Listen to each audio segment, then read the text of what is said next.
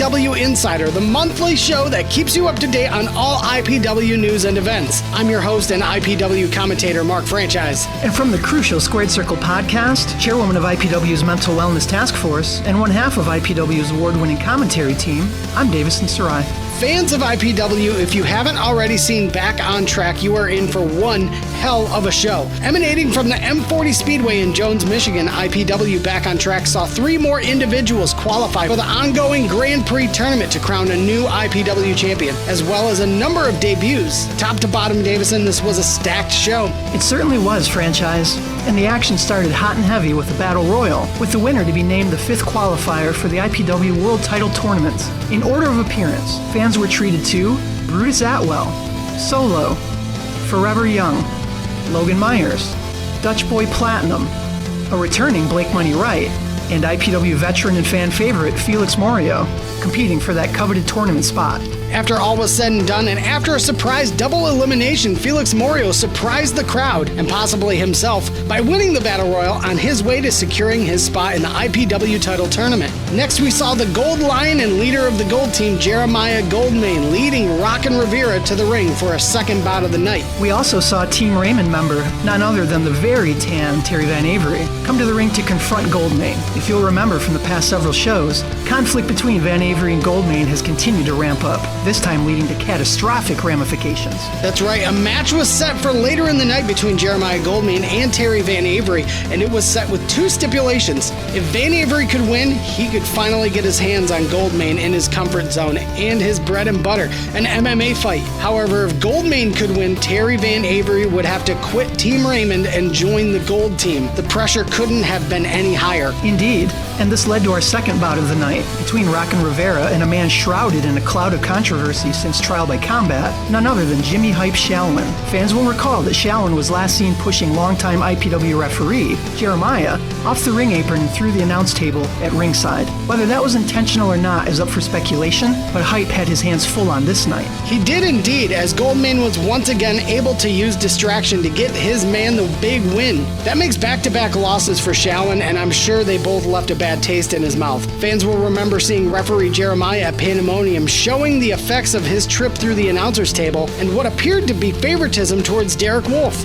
Jeremiah was suspended due to unprofessional conduct, but management has passed down word that his suspension has been lifted. Have his injuries healed? And will we be seeing him return at Forged in Fire on June 12th? I guess we'll have to wait and see. Speaking of Derek Wolf, we then saw IPW's bastion of success come to the ring to make a $500 challenge to anyone in the locker room who was willing to face him. Frustrated by what he saw as being snubbed by IPW management, Wolf took it upon himself to book his own match, and of course to run down the crowd, management, commentary, and anyone else who would listen. After a competitive contest with Rampage Santana, Derek Wolf was able to walk away with the win. His night wasn't done there, as he invited himself to join in commentary for the next bout. After months of promises and schedule conflicts, the IPW fans were finally introduced to the sensation known as Jamal King, taking on the System in another qualifying bout for the IPW World Title Tournament. King lived up to his hype and then some, eventually taking the big win in his debut. Jamal King looked spectacular on this night,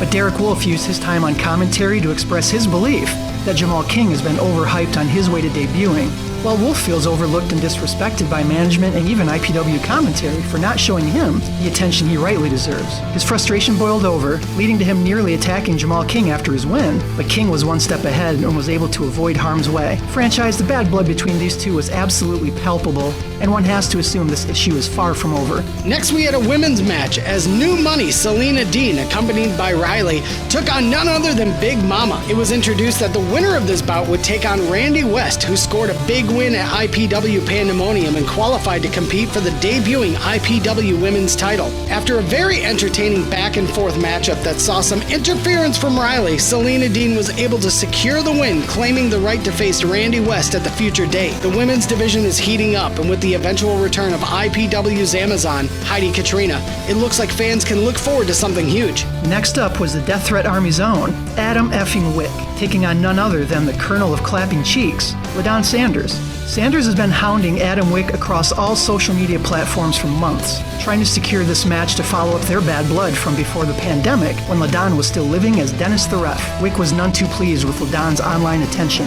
He certainly was not, Davison. In a wildly entertaining and competitive bout, Adam Wick was able to unclap the cheeks of LaDon Sanders to take the big win, but he was pushed to his limit on this night. After the match, the cacophony of terror, Big Ray Torres came to the ring to once again stalk LaDon Sanders. He attempted to do the same back at Pandemonium, but his efforts were thwarted by Felix Morio. Nobody could stop him on this night, however, as Torres absolutely decimated LaDon Sanders and left him for dead in the center of the ring. Time will tell what's at the bottom of this issue between Ray Torres and LaDon Sanders, but we send our thoughts and well wishes to the Colonel and his family at this time. Next up, we saw the Black Diamond of the DTA, Jack Price, taking on the ascending juggernaut that is the swag champ, Ren Jones. It's hard to believe, franchise, but Jack Price entered this bout on a 4-match losing streak, and he fared no better on this night. It was truly the tale of two streaks, as Ren Jones was able to defeat Jack Price to continue his winning ways and his momentum leading into the IPW title tournament, while Jack Price added to his slump by losing his 5th straight match.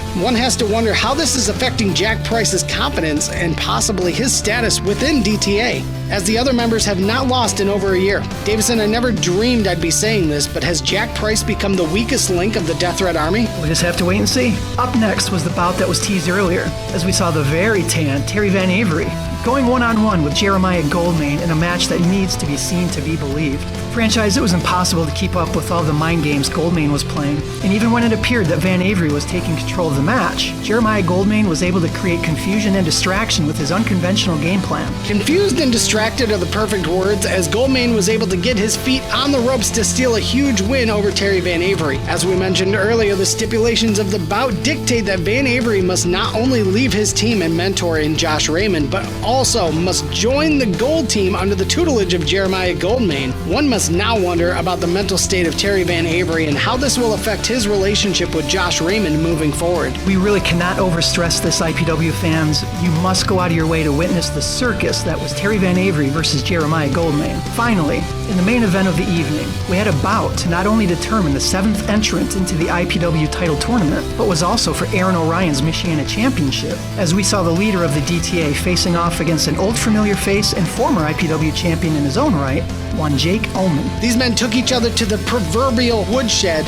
doling out unbelievable abuse to one another in a hard-hitting battle. After a match that saw the combatants in the ring, in the crowd, and even in the stadium seating, Ullman was eventually unable to pry the Michiana Championship from the hands of the head of the DTA, as Aaron Orion not only defended his title, but is now the 7th entrant into the IPW title tournament. He sure is. And IPW management has just announced that the 8th spot in the Grand Prix tournament to crown a new IPW champion will be determined on June 12th at Forged in Fire. We'll get to see one half of Big Facts and recent standout on AEW Dark, Jason Page, taking on the lovable psychopath and the wild card of the DTA, none other than the Tommy Vendetta. Either of these men will make outstanding additions to an already unbelievable field of talent in the IPW tournament, and I for one cannot wait to see this match, franchise. I cannot wait, Davison, as the winner will join Xavier Walker, Ren Jones, Derek Wolf, Felix Morio, Jamal King, Aaron Orion, and none other than Josh Raymond himself. If you recall, there is a depth of bad blood between Aaron Orion and Josh Raymond dating back to 2019,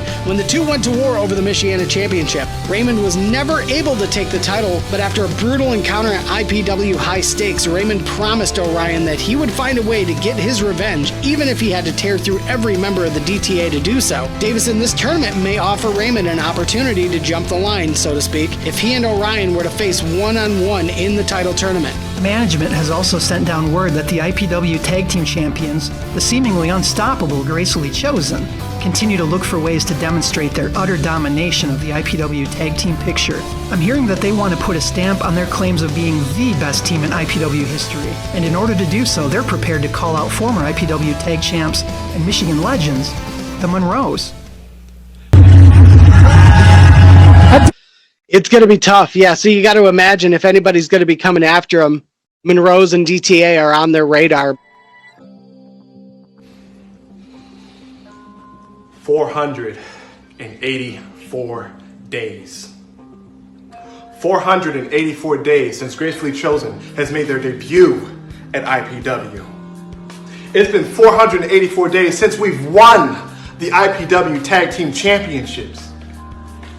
It's been 484 days that we've been your longest reigning IPW Tag Team Champions in history. Which means that it's also been 484 days that we've been your undefeated IPW Tag Team Champions. But despite all of that, there's still something that bothers me.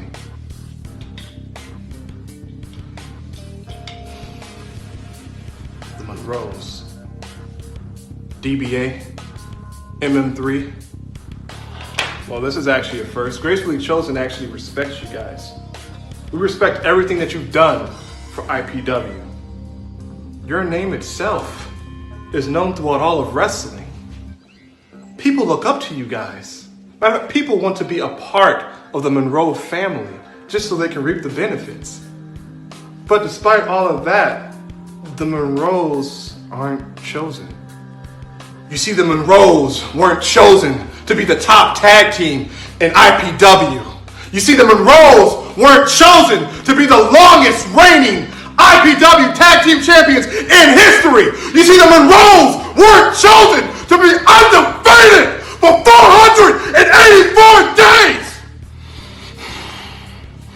You see, IPW will know, but most importantly, the Monroes will know that our future is now, and our future is chosen.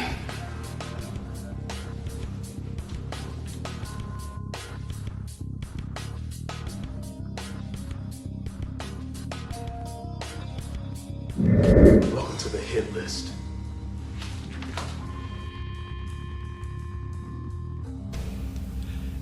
Things are really starting to heat up, Davison, as this week 2 events have been announced. Of course, this Saturday, Forged in Fire at Paw Paw Performance Fieldhouse. It is going to be an electric evening. Also, later on this month, we will be in Grand Rapids for Road to Glory, featuring former Ring of Honor, WWE, and current Impact talent. The Zombie Princess, Jimmy Jacobs, will be in the house. But this Saturday, IPW Forged in Fire will see the last entrant into the IPW title tournament. Either Jason Page or Tommy Vendetta will be entered into the tournament in that final slot, and it could steal the show. It's going down this Saturday, June 12th, at the Performance Fieldhouse in Paw Paw, Michigan. Tickets are still available. Seating begins at 6 p.m. The bell will be at 7 p.m. Of course, we will be following CDC guidelines. Masks are mandatory. We will see you this Saturday, Performance Fieldhouse in Paw Paw for IPW Forged in Fire.